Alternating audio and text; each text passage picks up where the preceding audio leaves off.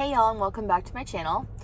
If you are new here, my name's Emily and I make recovery videos for severe anxiety, agoraphobia, panic disorder, DPDR, and all that stuff. So if you're struggling with that, definitely subscribe to this video and check out the links for my free recovery guide, Facebook group, different ways that you can connect with me.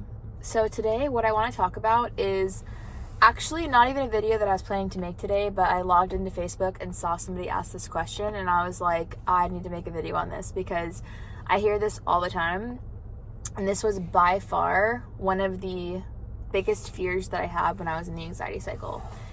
And that is, can anxiety turn into schizophrenia or psychosis or something worse, and why is this so scary? So when I was going through this, it was like by far my biggest fear because anxiety causes so many symptoms.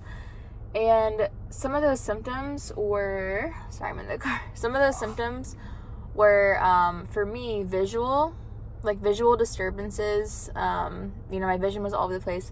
My hearing was all over the place. I felt like I was hearing things that weren't there.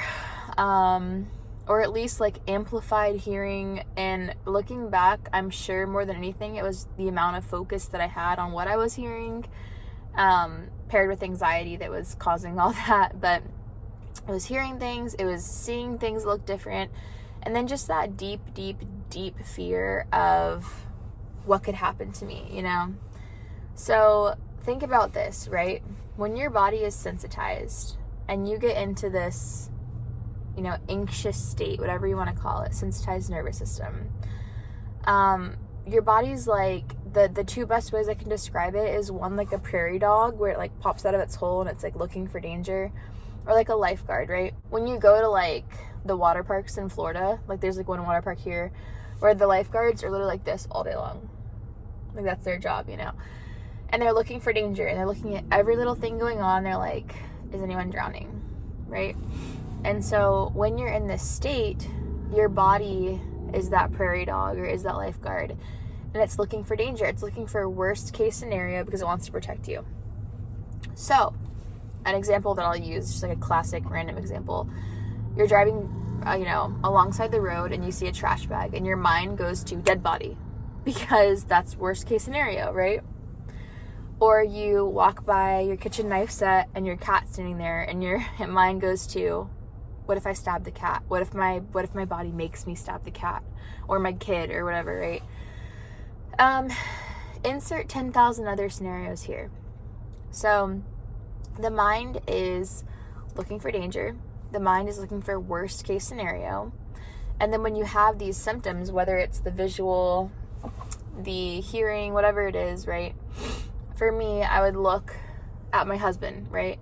And my vision was all off, and I would look at him and I would just feel like it's not even like I would see his face melting or anything, obviously, but I would feel like everything looked off, and then I would have this fear of like, what if I look at him and his face starts to like melt and then I start to go crazy, Or what if I look at myself in the mirror? And when I was going through this, the derealization and the anxiety levels that I had going on in my body made everything feel unfamiliar is like the best way to put it. And so I look at myself and I looked unfamiliar. Well, that's not a good feeling when it's your freaking self and you look at yourself every single day. And so I'd walk by the mirror and I'd be scared to look at myself because I was like, well, what if I look at myself and I have fangs or like, something crazy or red eyes or like whatever, right? And it was just this fear all the time of like the worst case scenario. And I would probably attribute that to like watching scary movies as a kid. And then your mind's like, hey, like what if, I don't even have to keep giving you scenarios, right? But anyway, the mind's like looking for danger. So I hope that explains the why behind it. And then something that was one of the most helpful things a doctor said to me when going through this is my psychiatrist when I started seeing him, because I did explore meds for a while and I tried a trillion different meds and anyway, didn't stick. But I told him how I was feeling and I was really scared to even say it in the beginning. And he was kind of looking at me and he's like, you're fine, it's just anxiety.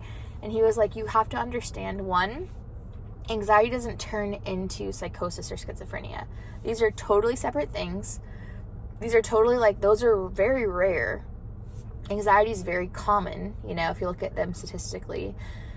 And the most important thing he said was, and don't be offended by this, anyone listening to this is what he said, crazy people don't know that they're crazy, right?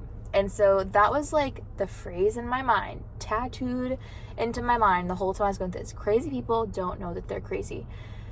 And he was like, if you were having a psychotic break, or if you were schizophrenic or whatever, you would not know it. He's like, who would know it would be your husband, who's like, hey, doctor, something's going on with my wife. You know, she's telling me that blue equals red and clouds equal giraffes, and seems perfectly fine about it. What's up with her? Something's wrong with her, right? Like, I would be making no sense to other people, and I would have no idea what was going on. And people would say, hey, something's wrong with you. And I'd be like, huh? No.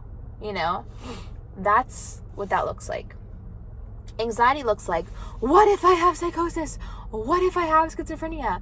So you understand it's different, right? It's very different. So why is it scary, to answer the second part of that? It's scary because, again, your body is in this state of looking for danger. It's in this state of protection and trying to keep you safe. And you have so much like stress hormone running through your body as if a lion were coming to eat you right now, even though there's no lion. So you feel scared. If a lion was chasing you, you'd feel so scared, but there's no lion, and that's the problem. And that's why it's so important to learn how to respond, which is what I use IDEAL for, the acronym in my guide. How to not add fuel to the fire, because we have a raging fire. Adding fuel is adding constant fear. It's engaging with these thoughts. It's having that like, what if I look at myself and I look totally different and I start to go crazy? And then I start Googling. And then I start, or I stop looking at myself in the mirror. And then I like add all these behaviors in here now that are making this even more of a threat. And now I walk by the mirror and my body it used to be level 5 threat, now it's level 10 threat, because I've been telling it that it is a threat, right? So learning to not engage with these things, to not add fuel to the fire is important. And then just getting yourself back to a baseline where, like, yes, you'll have these thoughts for a long time and they will also pop up in and out of recovery, but you'll just kind of be like, okay, freaky thought, move on. It's not real. And I got to the point too where I was like, and if it is, I'm going to cross that bridge when I come to it. Because look, I mean, recovery takes a long time. If you're going through this, you've had these thoughts probably 10 billion, trillion, zillion times by now. And nothing's happened yet, you know? So it's just kind of like, I got to that point where I'm like, look, it hasn't happened yet. I'm not going to put myself through something that hasn't even happened over and over and over and over again for literally no reason, because it hasn't happened. And I kind of like accepted that at that point, and I was just like, I'm not going to engage with it. I'm going to like release control. And that's where it comes to like spiritually, you know, I would pray every single day, like, God, help me trust you. Like, God, help me lean on you, because I was not able to trust God through this. I really wasn't. I felt like God was there and I could pray and everything, but I was just kind of like, but I need to grab onto this. I need to hold on to this. I need to hold on to my sanity. I need to make sure that I don't go crazy, you know, but realistically, that's an illusion. You can't make sure you don't go crazy. And just to give you a little assurance again, like, anxiety is not going to make you go crazy. It's going to make you feel crazy, but it's not going to make you go crazy. So I hope that kind of answered that question. I hope that helped a little bit, but all in all, go through the guide. Definitely, you know, take the time to do that. It's important. I was all over the place in the beginning of recovery. I was looking for every possible solution under the sun. And it wasn't until I kind of just drilled down and did one thing that I started to see results. So go through the guide. It's free. If you need more help, I offer coaching, group coaching. If you need more like accountability and stuff like that, there's no secrets, you know, that's like kept from you, that's not in the guide, that's in coaching, that's going to allow you to recover.